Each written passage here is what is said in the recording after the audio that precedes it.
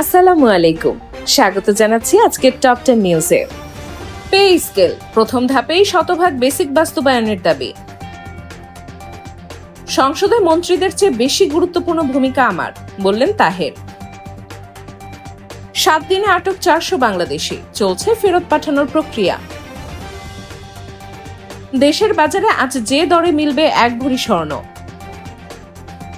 দেশে ফিরেছেন 6175 বাংলাদেশি হাজি। শহীদ জিয়ার আদর্শ ধারণ করে দেশকে এগিয়ে নিতে হবে, বললেন প্রধানমন্ত্রী। তাপপ্রবাহে পুড়ছে ঢাকা সহ 11 জেলা, গরমের দাপট বাড়ার শঙ্কা। আজ দেশের আকাশে দেখা যাবে বিরল ব্লু মুন। গরমে কাহিল ডোনাল্ড ট্রাম্প, বসানো হলো 2টি ফ্যান। ক্রিকেট বোর্ড হবে জনগণের, কোনো গ্রুপের নয়, বললেন ইসরাফিল খসরু।